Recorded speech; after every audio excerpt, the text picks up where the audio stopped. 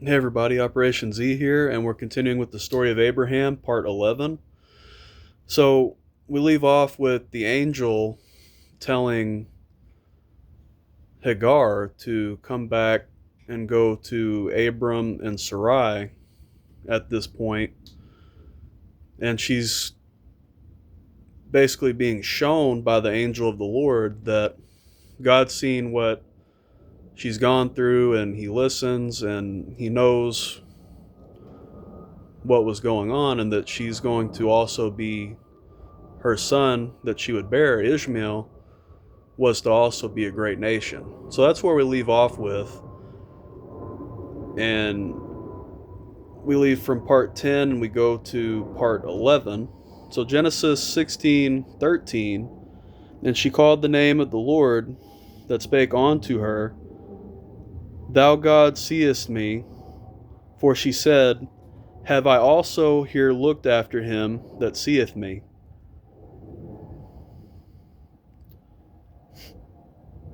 So she's just saying that, basically, wow, God sees me where I'm at.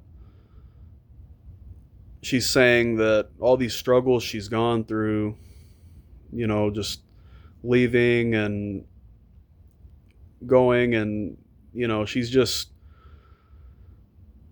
probably wandering aimlessly, not knowing where to go, and, don't know if she should come back at that point. And then the Lord comes and gives her guidance through his messenger to let her know that everything's okay and to come back and go to Hagar, or go to Sarai and go back to Abram, that everything is okay and all right. And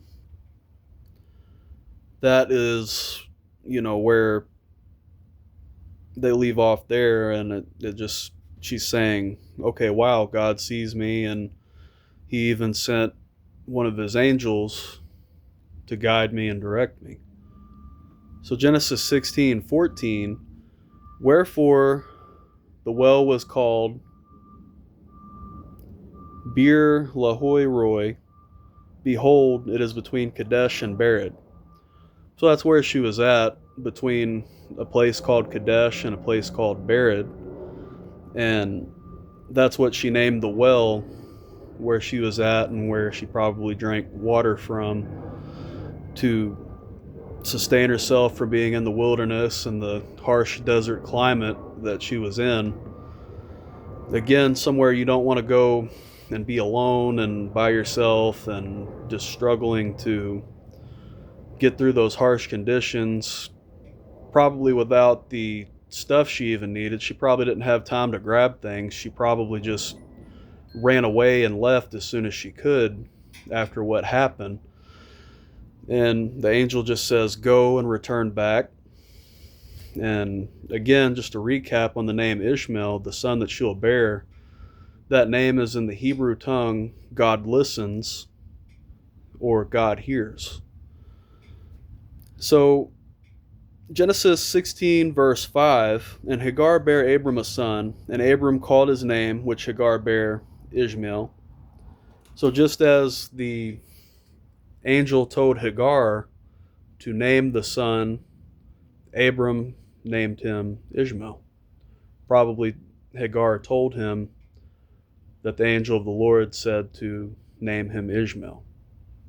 And that was the plans that God had concerning this firstborn son of Abram by Hagar. And we continue.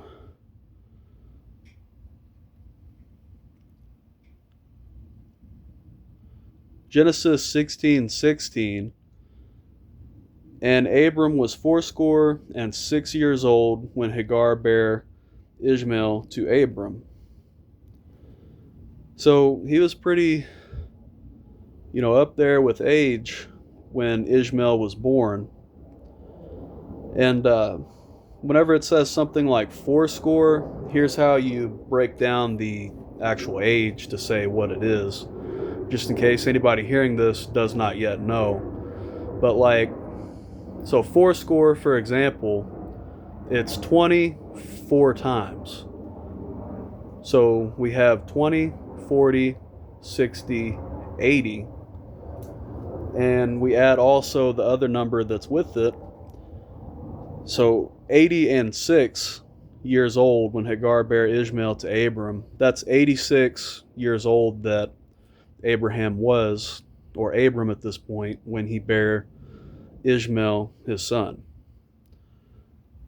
Or when Hagar bared Ishmael, and when they begotten the firstborn son, and with his promises that come with him. So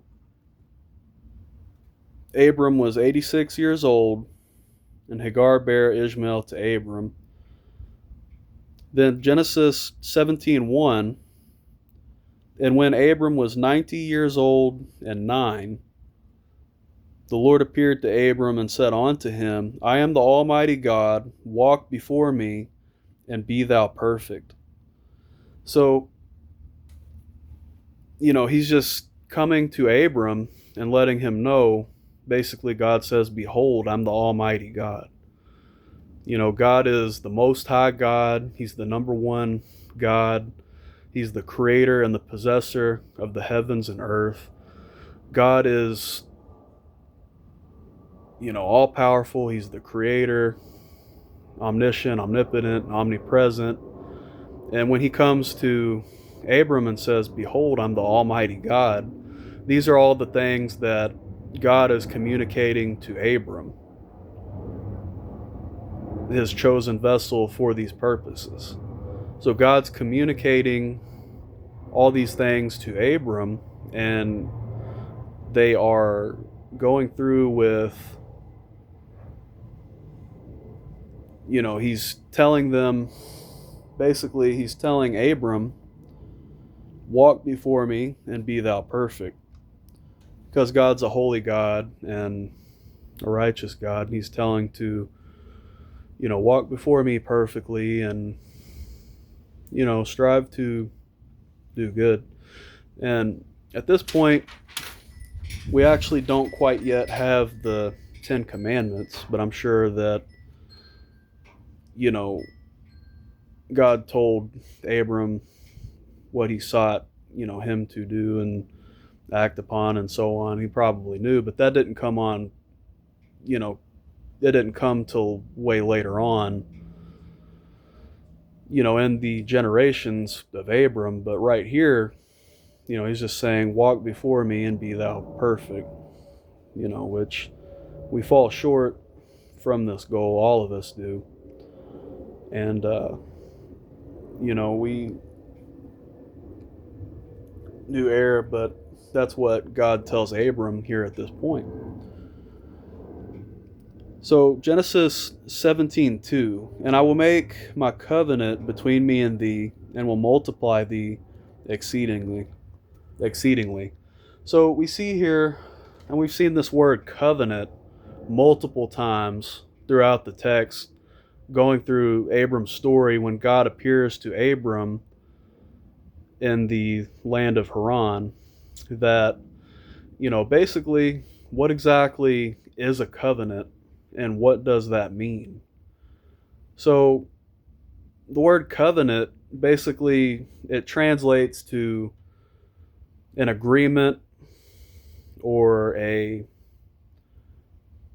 basically an agreement, pact, however you'd want to look at it. Not so much pact, but just agreement. And it says basically shaking hands with God, and basically Abram is to do certain things which the will of God is to do. He's supposed to follow all these things, all these rules of what the covenant would be, and basically at this point it's just doing whatever God has for him to do.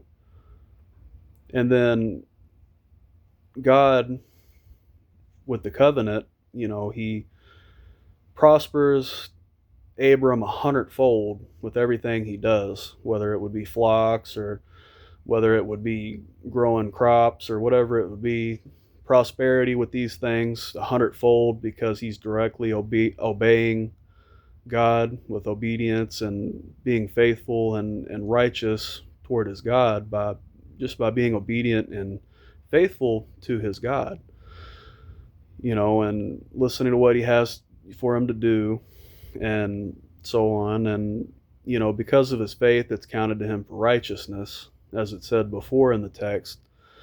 But, this covenant, basically it's as an agreement that, God has things for Abram to do, and he does them, and then God watches over him, protects him. He becomes as his God, and he, prospers his way, watches, makes sure everything goes according to his plan and his purposes for Abram's life.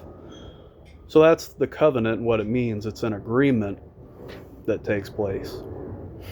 And this is a good point here to look at the Old Testament covenant that they had originally, that you find in the Mosaic Law and places like Exodus, and you see things in Leviticus and stuff like that. The Old Testament law that they had, that is the law, the Mosaic Law, and it's our schoolmaster to observe and to acknowledge and so forth. But we're not bound under this Old Testament law because it would be impossible to fulfill it. And if you err in one little area of the law and make a mistake, you fail the whole law and the whole area. Not the whole area, but the whole law is, you can't, you err in one area, you err and make the mistake in the whole law. So when Jesus went to the cross and died on Calvary's tree, it brought about, when he rose and resurrected and all these things that happen and take place, the veil of the temple split from the top to the bottom, and all these things happen. Basically, with Christianity, the new covenant, the covenant of grace, and as the law of faith abounds, that's the new covenant that we're under through Christ, by God through Christ and the Spirit of adoption within us. So we have this new covenant with God as a part of this Old Testament covenant that is introduced, and then later on we learn new things with the Mosaic Law and all these things in this covenant. And it all ties in because this is where it starts. This is the genesis of everything for God's people, that it all starts here with Abram, and it grows into what it becomes and so forth. And again, we have that new law, or that new, not law, but that new covenant of grace and faith. That, grace, it's undeserved favor, that you can't earn the love of God. You can't do any of these things and observe the commandments and the laws and ordinances as your schoolmaster, and you're still to strive to uphold. But, basically, the point is that we have a new covenant and we're under the law of grace. That's where we are with this. And, that's looking way ahead, but it's a good intro for also talking about the New Testament and with Christ as well. So that's the message for today, and you all have a blessed day.